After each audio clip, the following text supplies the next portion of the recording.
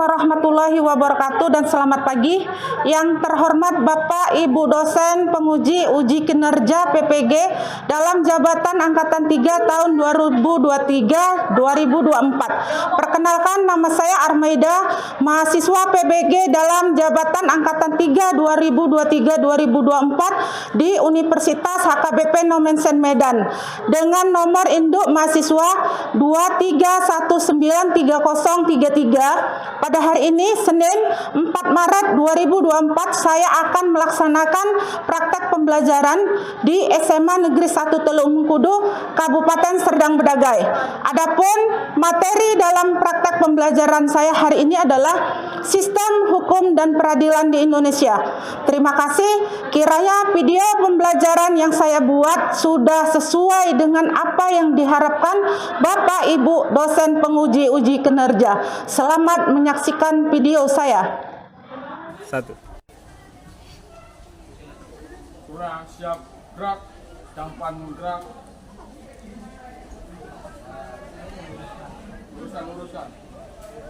Gerak. Pada guru kita beri salam. Assalamualaikum warahmatullahi wabarakatuh.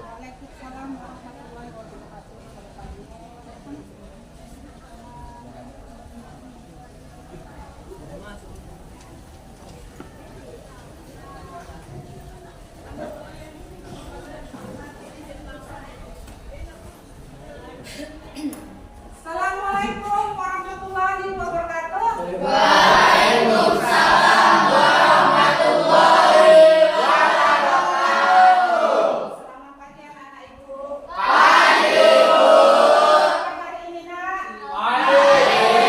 Alhamdulillah, semoga kita diberi kesehatan, keselamatan dan yang berguna ya. Amin. Sebelum kita masuk materi kita, mari kita berdoa menurut agama dan kepercayaan kita masing-masing. Kepada ketua kelas, silakan pimpin doanya. Sudah duduk bersiap. Belum melakukan pembelajaran, mari kita berdoa. Berdoa dulu.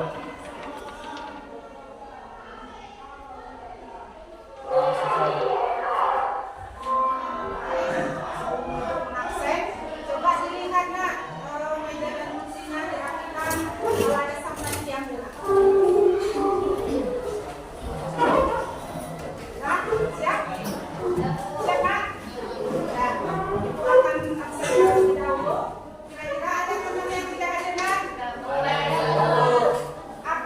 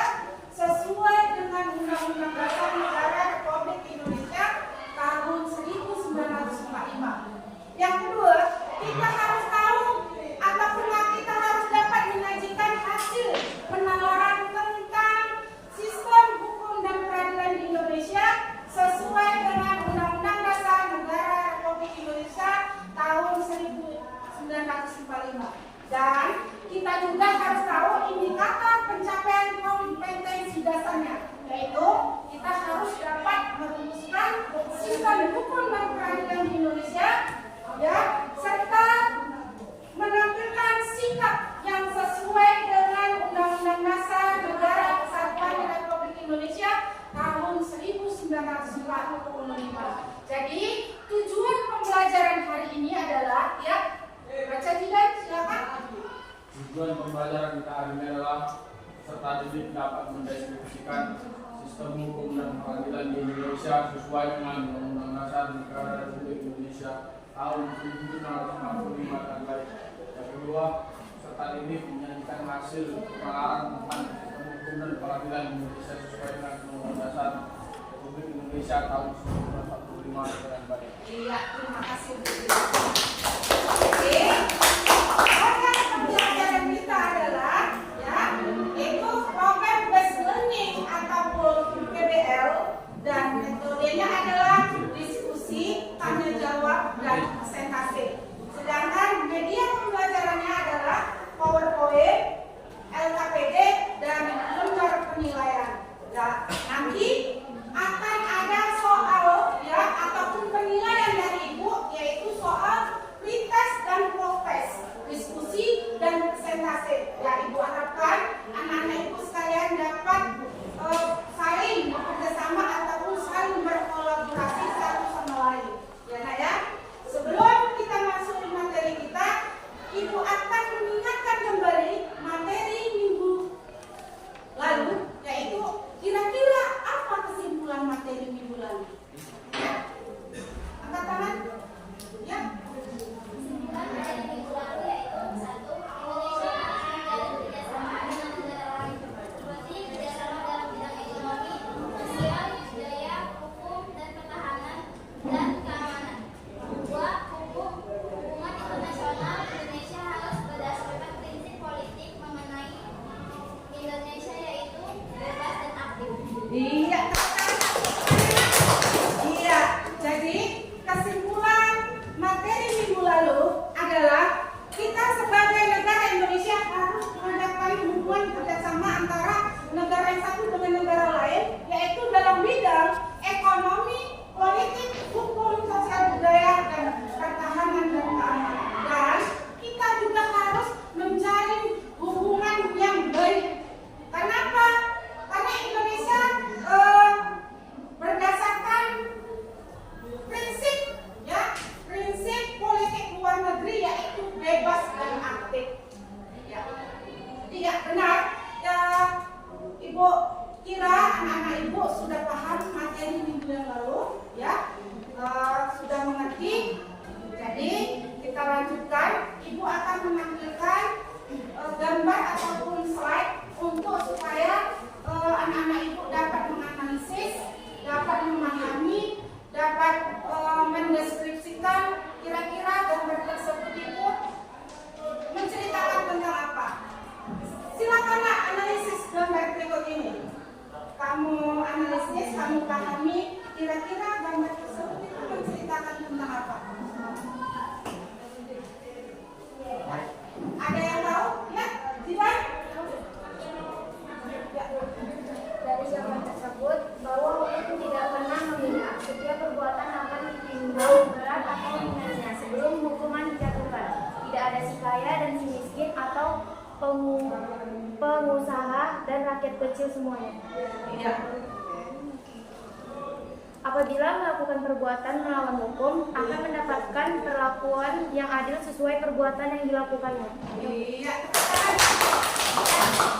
Jadi, ya, sesuai dengan analisis gambar berikut ini adalah hukum itu tidak memihak, ya, siapa orang kaya dan siapa si miskin, dan tidak memihak dia penguasa ataupun rakyat kecil. Nah, jadi dia kalau kita melanggar peraturan ataupun perbuatan, maka kita akan dikenakan sanksinya yang sama, dijatuhi hukum yang sama.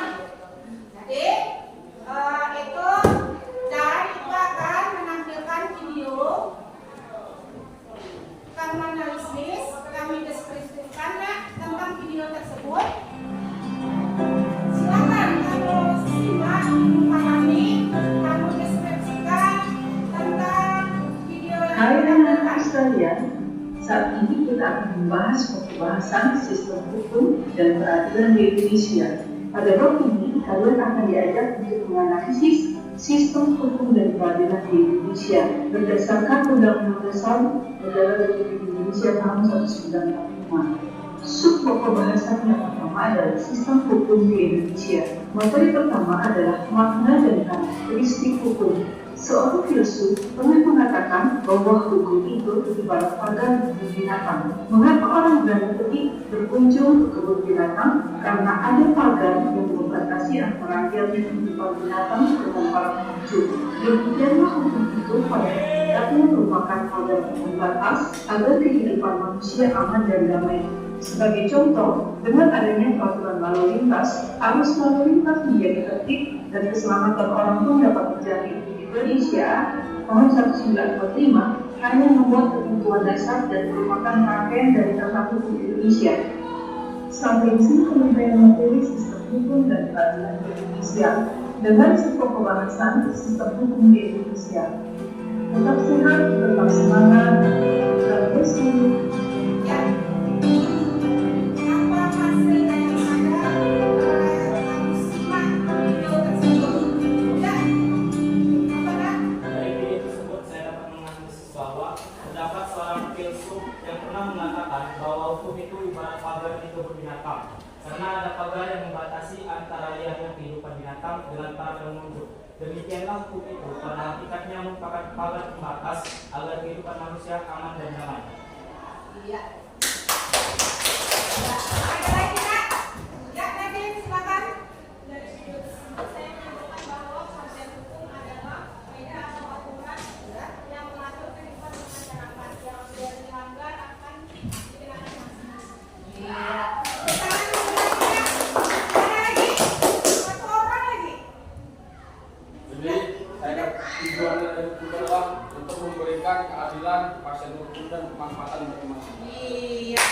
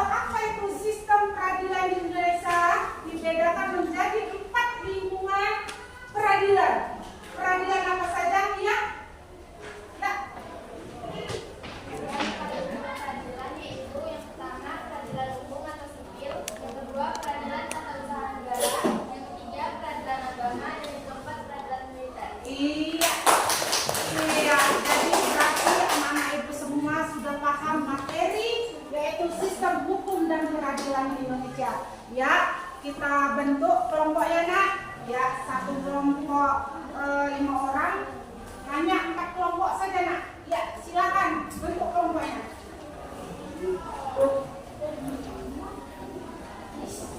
Benar. Bentuk kelompok ya. Satu kelompok 5 orang. Berarti ada 4 kelompok ya. Ibu akan berikan KTB ya untuk lembar diskusi kalian.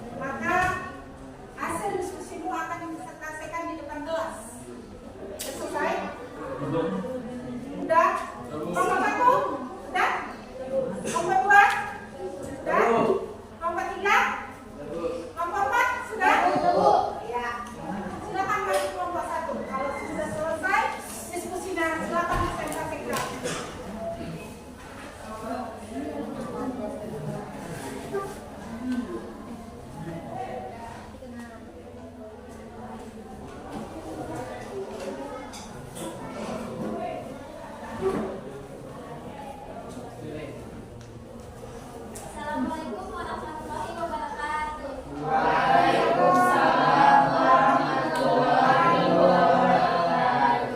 Perkenalkan, kami dari kelompok 1 akan mempresentasikan tentang sistem peradilan Indonesia. Assalamualaikum warahmatullahi wabarakatuh.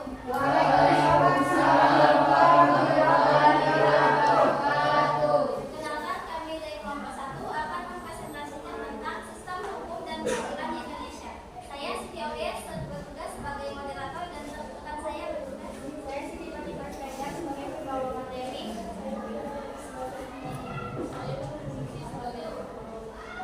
Saya Arifin harus sebagai materi. Dan masuklah kita ke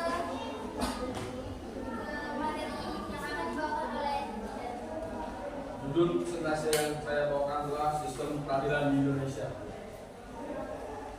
Tujuan dari pembelajaran ini adalah peserta didik dapat mendeskripsikan sistem hukum dan peradilan di Indonesia. Kedua, peserta didik dapat menyaksikan hasil penelaaran sistem hukum dan peradilan di Indonesia sesuai dengan Undang-Undang Dasar Negara Republik Indonesia tahun 1945 dengan baik. Masuk saja langsung ke materinya.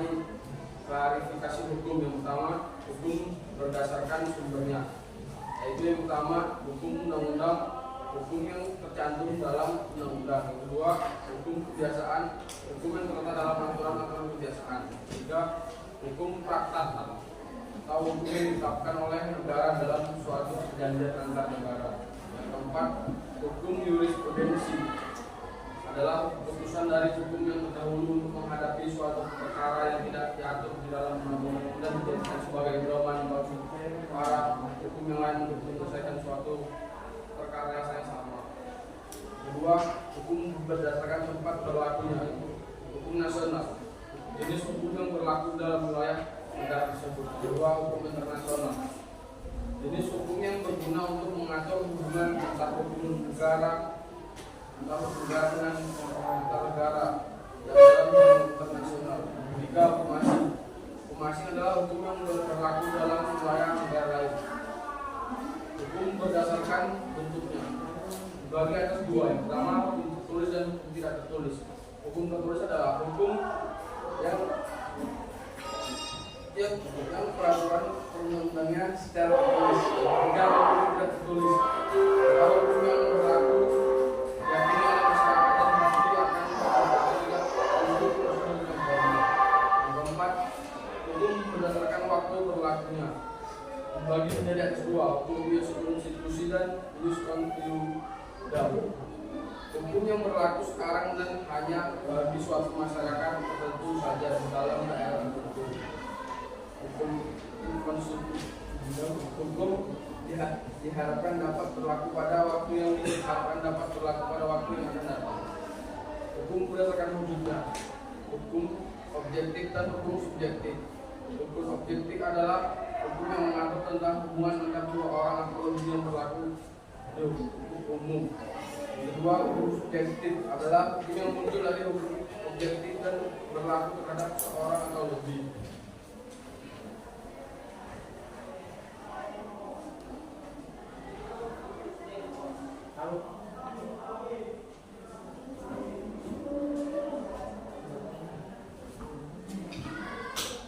Coba kalian berikan contoh sikap patuh terhadap hukum dalam kehidupan sehari-hari di lingkungan keluarga, sekolah, masyarakat, dan bangsa dan negara. 1. Keluarga. Patuh terhadap orang tua. 2. Menjaga nama baik keluarga. 3. Menghormati anggota keluarga. 4. Menaati aturan yang telah diputuskan bersama-sama. 5. Mendengar nasihat terutama dari orang tua. Melaksanakan ibadah tepat waktu. 2. Sekolah. 1.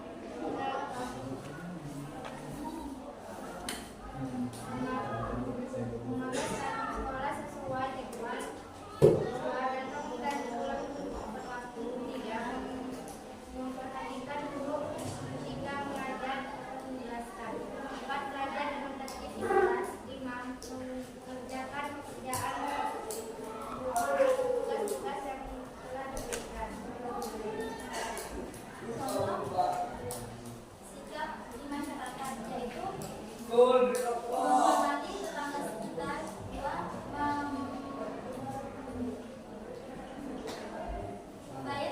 Membayar iuran yang telah disepakati. 3. Menjaga nama baik lingkungan masyarakat. 4. Taat dan patuh terhadap aturan yang ada. 5. Selalu menjaga ketertiban, keamanan, dan ketentraman. 4. Bangsa dan negara. Perilakunya yaitu 1. Menjaga kelestarian alam sekitar. 2. Menjaga kebersihan lingkungan, misalnya membuang sampah pada tempatnya. 3. Menjaga nama baik bangsa dan negara. 4. Membayar pajak. 5. Taat dan patuh kepada aturan yang telah ditetapkan. 6. Menghormati antara sesama warga dan negara.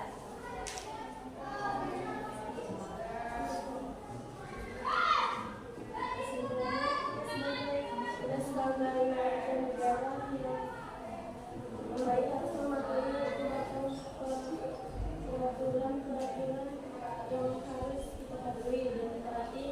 Apabila melanggar peraturan tersebut, maka akan dikenakan sanksi karena kesadaran hukum merupakan peran penting dalam menjaga ketertiban, keadilan, dan stabilitas dalam masyarakat. Dan masalah kita ke sesi selanjutnya yaitu sesi tanya jawab. Kepada kelompok lain yang ingin bertanya kami persilahkan.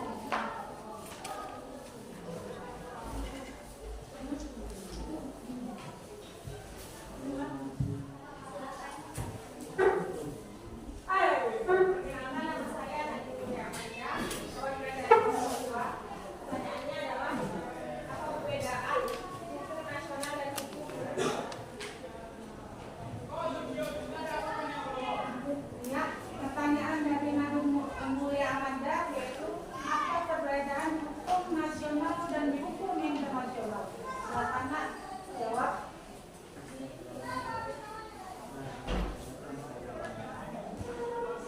Saya akan menjawab pertanyaan dari Nadine. Perbedaan hukum nasional dan hukum internasional adalah kalau hukum nasional itu bersumber pada kehendak negara itu sendiri, kalau hukum internasional dia bertindak bersama negara-negara lain. Sudah puas? Nanti mulai Amanda. Ya. Lagi yang lain? Pas? Paham nggak? Pas. Iya, tepuk tangan untuk kelompok 1.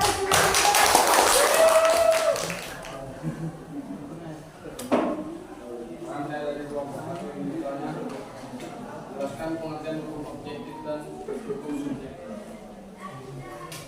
Ya, jelaskan hukum objektif dan hukum subjektif. Apa itu hukum objektif dan apa itu hukum subjektif?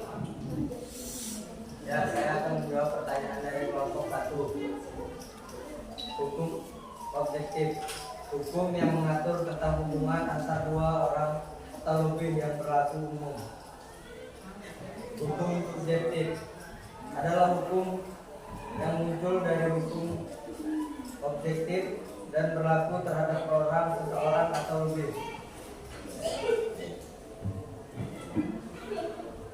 Mana nomor 1, Pak? Ya, ada lagi. Karena masih ada lagi, saya dari kelompok 4, saya ingin bertanya, apa tujuan ditetapkannya hukum bagi satu negara? Terima kasih kepada kelompok 4. Kami akan berusaha menjawab pertanyaannya. Apa tujuan hukum ditetapkan dalam suatu negara? Tujuan hukum ditetapkan yang paling utama adalah untuk menegakkan keadilan dan kebenaran di dalam suatu negara.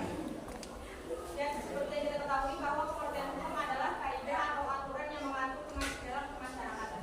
Nah, jadi jika suatu negara tidak ada hukum, maka negara itu tidak dapat berjalan atau tidak dapat maju. Sekian jawaban dari kami. Bagaimana kalau keempat? Sudah pas? Enggak? Pas?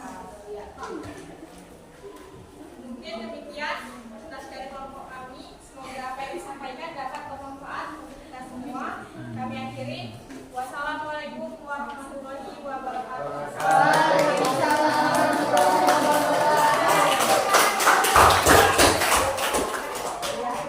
Ya, hasil diskusinya dari kelompok 1, 2, 3, dan 4 itu hasilnya sudah bagus, sudah baik. Ya, tetapi masih ada yang membuat refleksi ataupun evaluasi ya tentang hasil diskusinya ya untuk perbaikan ke depannya. Nah, jadi hasil diskusinya itu sudah baik, sudah bagus. Masih ada temannya itu yang tidak fokus, yang ketawa-ketawa. Masih tidak fokus, ketawa-ketawa untuk kedepannya dan gitu ya.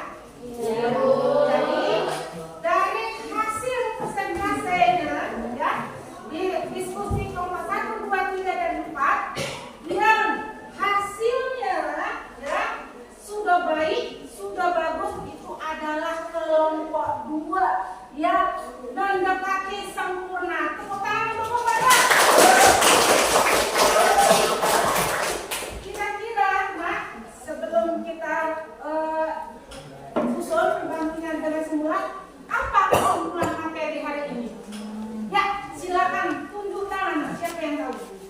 Ya, dan silakan kesimpulan materi hari ini apa? Kesimpulan materi adalah sesuatu yang disebut hukum jika mengundang wujud peraturan mengenai tingkah laku manusia dalam sebuah masyarakat.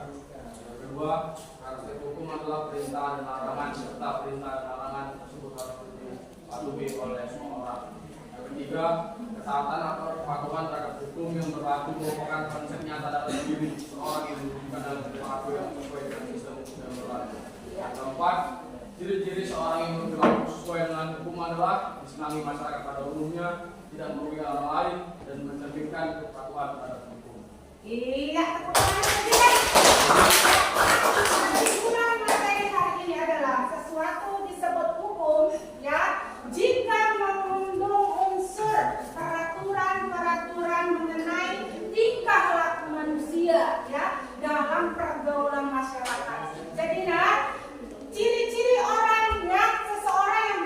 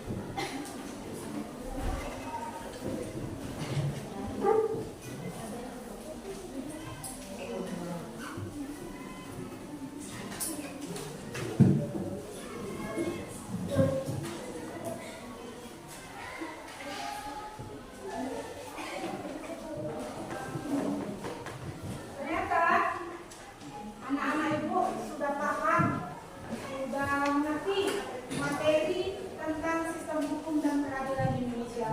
Karena hasil dari postasnya yang mendapatkan nilai 100 itu 18 orang dan nilai 80 itu 2 orang. Ya, berarti anak-anak ibu sudah paham, sudah mengerti.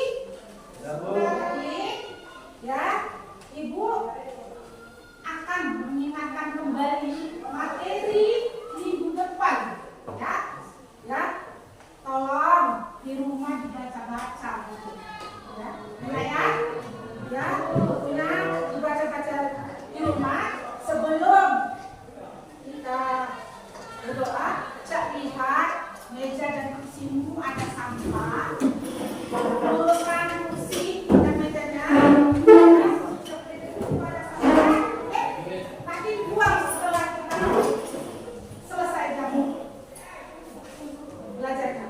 Jadi, ya, untuk mengakhiri ya pembelajaran hari ini, mari kita berdoa kepada ketua kelas. Silakan pimpin doanya. Sebelum pulang, marilah kita berdoa. Berdoa dimulai. Doa selesai. Pada guru kita beri salam. Assalamualaikum